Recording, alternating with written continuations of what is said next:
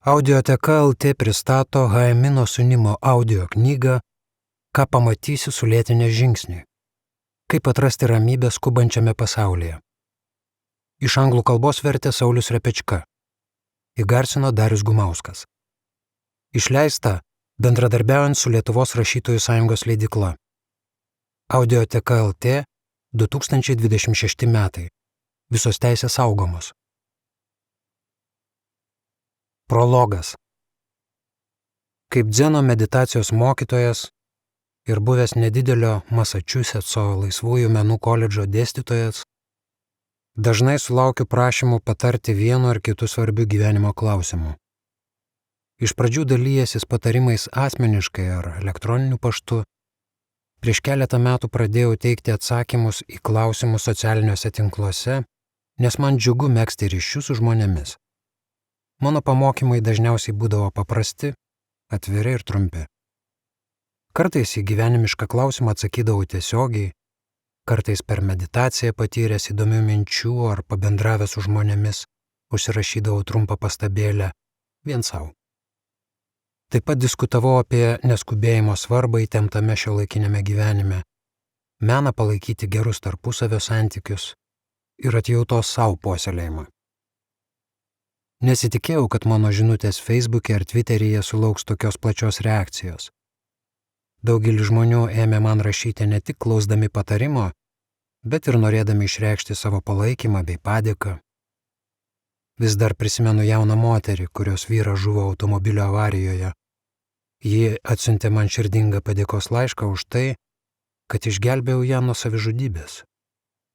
Ši moteris prisipažino, kad niekada nebuvo pagalvojusi apie meilę savo, nes manė, jog meilę reikia dalyti tik kitiems. Vienas į 50 kopęs įtemptą vadovaujamą darbą dirbantis vyriškis prisipažino man su džiaugsmu pradedąs dieną nuo mano žinučių, jos jam teikiančios ramybės akimirkų ir atokvėpį nuo karštligiškos dienotvarkės.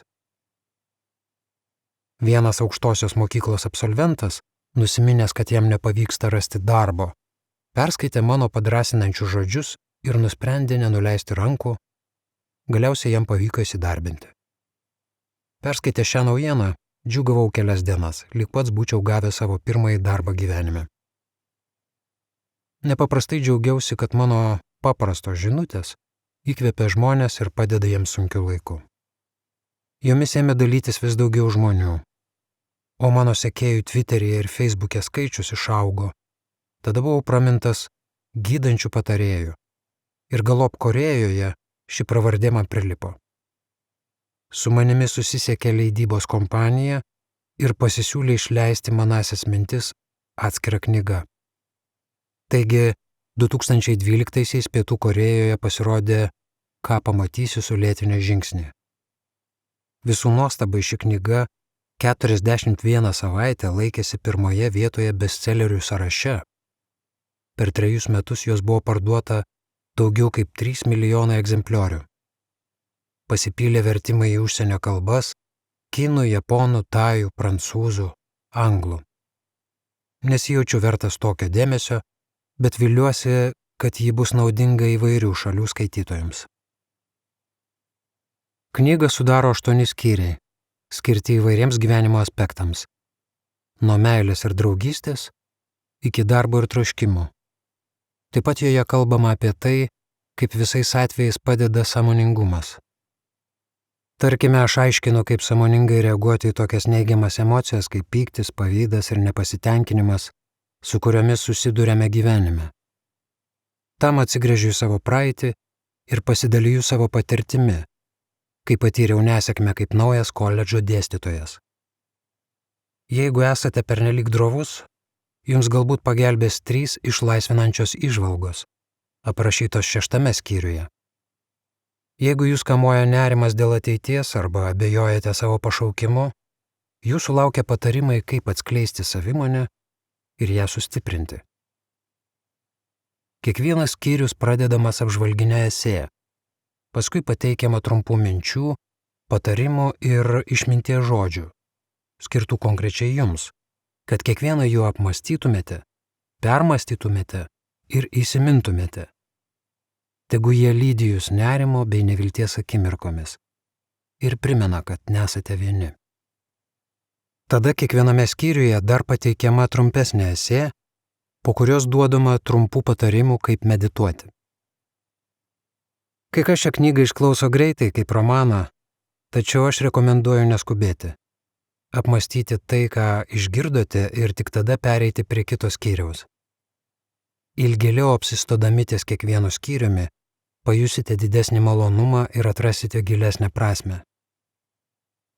Tikiuosi, kad laikas praleistas su šia knyga bus jums proga susimastyti ir pamedituoti įtampos kupiname gyvenime.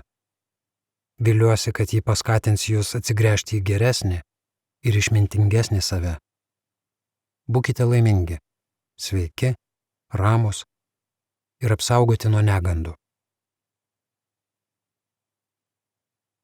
Pirmas skyrius. Poilsis. Kodėl aš toks užimtas? Kai viskas aplink mane taip greitai juda, aš sustoju ir klausiu savęs. Ar čia pasaulis toks užsiėmęs, ar mano protas? Esame pratę manyti, kad protas ir pasaulis egzistuoja nepriklausomai vienas nuo kito. Jei kas nors paklausia, kur slypi mūsų protas, dauguma parodo savo galvą arba širdį, bet ne medį arba dangų. Mes aiškiai suvokiame skirtį tarp to, kas vyksta mūsų prote ir to, kas darosi išorinėme pasaulyje. Palyginti su didžiuliu išoriniu pasauliu, kūne glūdintis protas gali atrodyti menkas, pažeidžiamas ir kartais bejėgis. Tačiau, pasak Budos mokymo, riba tarp proto ir pasaulio iš tiesų tėra siaurutė, akyta ir galiausiai iliuzinė. Jausmai kyla protui taikant savo subjektyvę patirtį pasauliui. Pasaulis iš prigimties nėra kupinas džiaugsmo ar liūdesio, jis tiesiog yra. Galbūt geriau tai suvoksime, jei pasitelksiu pavyzdį. Papasakosiu apie pokalbį su savo brangia bičiule, atsakinga ir skrupulinga budiste vienuolė. Jai neseniai teko pareiga prižiūrėti dharmos salės statybą savo vienuolyne. Prisipažinusi, kaip sunku buvo gauti įvairius leidimus ir surasti tinkamus statybininkus, be kita ko ji šitaip nupasakojo statybų procesą. Kai atėjo metas dengti stogą čerpėmis, ėmiau jas matyti visur, kur tik eidavau. Pastebėdavau medžiagą, iš kurios jos pagamintos, atkreipdavau dėmesį į jų storį ir dizainą. Paskui, kai atėjo laikas kloti grindis, visur matydavau tik grindis. Niekieno neverčiama domėjausi jų spalva, kilmė šalimi, raštais ir kietmedžio patvarumu. Ir tada staiga suvokiau. Kai žvelgiame į išorinį pasaulį, matome tik mažą mus dominančią jo dalelę. Pasaulis, kurį regime, tai ne ištisa visata, bet tik toji dalis, kuri rūpi mūsų protui. Tačiau mūsų protui šis mažas pasaulėlis tai ištisa visata.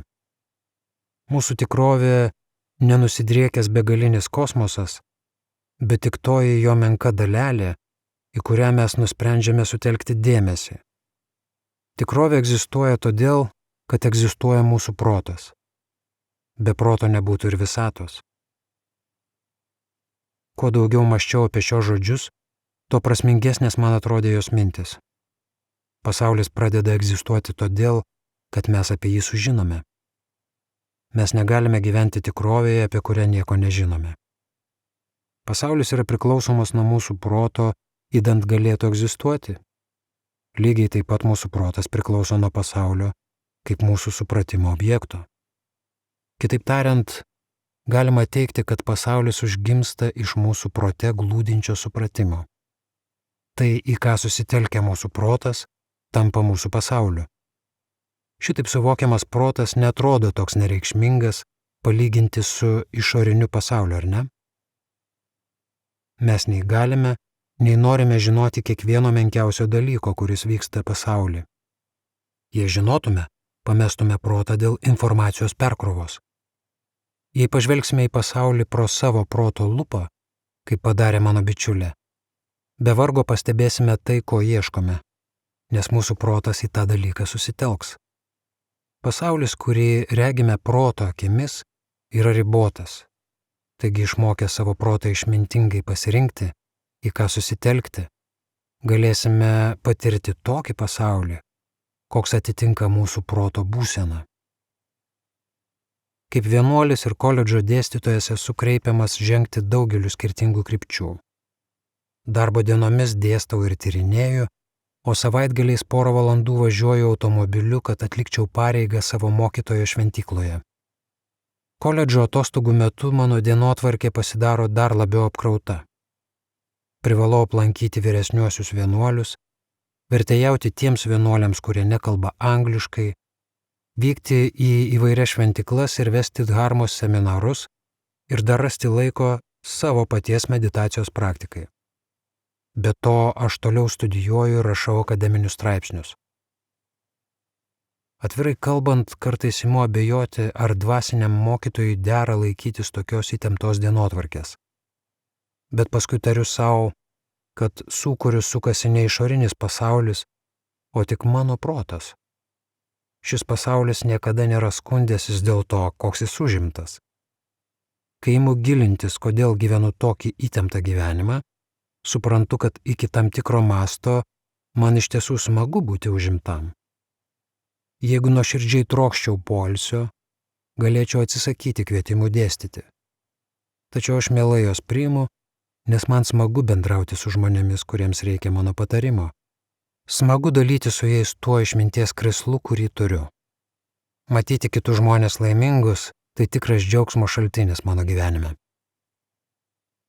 Egzistuoja garsi budistų patarlė, sakanti, kad Budos akyse visi mes Budos, o kiaulės akyse visi esame kiaulės. Ji byloja, kad pasaulis suvokiamas pagal savo proto būseną.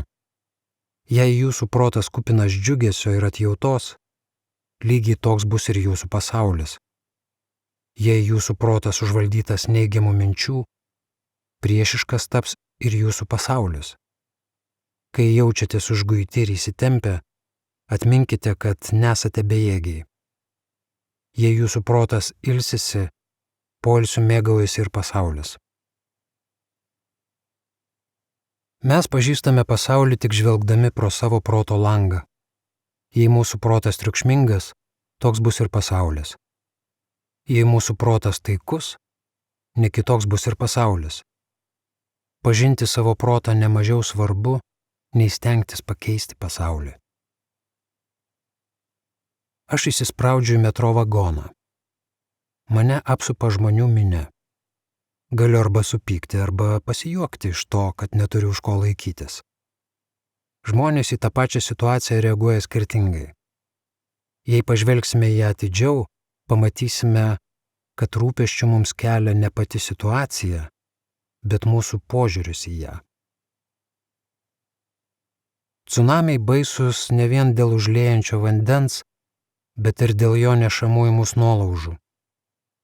Tornadai siaubingi ne vien dėl pakilusio vėjo, bet ir dėl pakeltų į orą ir svaidomų daiktų.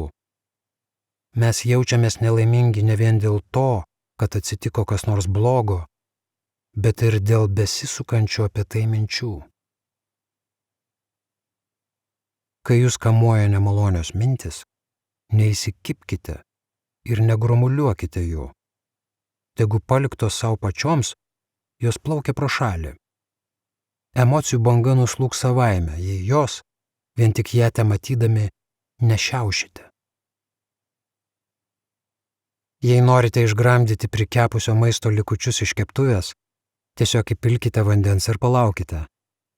Po kurio laiko likučiai atlips savaime. Nesistengkite žūtbūt išgydyti žaizdų, tiesiog įpilkite į savo širdį laiko ir laukite. Kai ateis metas, žaizdos išgis ir pačios. Jei mokame būti patenkinti, galime apriboti savo begalinius siekus ir mėgautis ramybę. Jei mokame būti patenkinti, galime džiaugtis kartu su savo artimu žmogumi leidžiamu laiku. Jei mokame būti patenkinti, nebesame priversti tempti savo emocinio bagažo. Jei negalite pakeisti blogos padėties, net įdėję daug pastangų turėtumėte pakeisti savo požiūrį į ją. Niekas iš esmės nėra gera arba bloga. Gera arba bloga visada santykina. Palyginkite savo padėtį su kieno nors, kas ištiktas didesnių bėdų. Dabar jūsų padėtis atrodo netokia ir bloga. Kai patiriate stresą, žinokite, kad jį patiriate. Kai esate susierzinę, žinokite, kad esate susierzinę. Kai pykstate, žinokite, kad jūs apniko pyktis. Jei tai žinosite, nebebūsite dėl šių dalykų pražuvę. Žinojimas leidžia pažiūrėti į juos iš šalies. Žinojimas iš prigimties tyras kaip atviras dangus. Stresas, susierzinimas ir pyktis gali laikinai jį užtemdyti, bet nepajėgia jo suteršti. Neigiamos emocijos pasirodo ir pranyksta kaip debesis, bet platus atviras dangus lieka. Jei pyktis, neviltis ir sielvartas kaip toksinai iš lėto kaupiasi mūsų širdyje, privalome imtis priemonių. Sportuokite, pasikalbėkite su savo draugu ar darbo vadovu, pamedituokite sutelkę mintis į meilę ir gerumą. Kai imame dėti pastangas, toksinai pradeda tirpti. Ar prisiminimai sukelia jums skausmo? Mokykitės būti dabarties akimirkoje. Sutelkite dėmesį į čia ir dabar. Pamatysite, kad minčių srautas sumažėja, kai susitelkite į dabartį. Kaip nurimsta mintis, taip nurimsta ir prisiminimai. Nes jie iš esmės tėra tos pačios mintis. Jei nusprendėte darbe paprašyti dienos atostogų, nes paklausėte savęs, ar man visą gyvenimą teks taip gyventi, išmėginkite štai ką. Kitą rytą atsikelkite šiek tiek anksčiau, pasėdėkite tyloje medituodami. Iš lėto giliai įkvėpkite ir paklauskite savęs, kuo jūsų darbas naudingas kitiems, kad ir kokia menka ar netiesioginė būtų ta nauda. Kai imsite daugiau galvoti apie kitus, aiškiau pradėsite suprasti savo darbo prasmę ir tikslą. Labai moderni dilema. Egzistuoja nesuskaičiuojama daugybė televizijos kanalų, bet nerandame ką įdomaus pažiūrėti. Pernelyg daug galimybių rinktis laimės neatneša. Jaučiate sutrikę ar kamuojami prieštarų? Leiskite savo gerai išsimiegoti naktį. Kai pabusite kitą rytą, problemos atrodys mažesnės. Tai iš tikrųjų veikia. Jei norite ramiau miegoti, padėję ant pagalvės galvą, pagalvokite apie tuos, kuriems esate dėkingi. Arba prisiminkite tuos kartus, kai esate padėję kitiems ir dėl to maloniai pasijutę. Jums sušils širdis ir gausite ramesnio miego dovaną. Su meile širdyje net patys žemiškiausi dalykai atrodo šventi ir gražus. Su meile širdyje tampame geresni ir švelnesni net visai nepažįstamiems žmonėms. Be meilės širdyje pasaulis tampa beprasmis ir jame viskas vyksta kaip pakliūva. Be meilės širdyje tampame svetimi net savo šeimai ir draugams.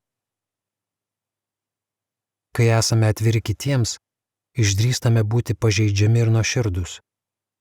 Kai esame nusiteikę geranoriškai kitų atžvilgių, išdrįstame būti taikus ir laimingi. Užmerkite akis, giliai įkvėpkite ir tarkite. Lai mano draugai ir pažįstami būna mylimi ir saugus. Tardami šios žodžius, jūs taip pat pasijusite mylimi ir saugus. Jei jaučiamės patogiai su savimi pačiais ir visiškai save priimame, kitiems atrodysime draugiški ir būsime mėgstami tokie, kokie esame. Norėčiau, kad įžvelgtumėte mano tikrąją prigimtį. Anapus mano kūno ir vardų teka švelnumo ir pažeidžiamumo upė. Anapus stereotipų ir etikečių auga šventumo ir kilnumo giria. Anapus atminties ir prielaidų plyti atvirumo ir atjautos vandenynas. Išmintingiai nekovoja su pasauliu. Be menkiausios įtampos žaismingai, jie tiesiog įgyvendina tiesą, su kuria yra viena.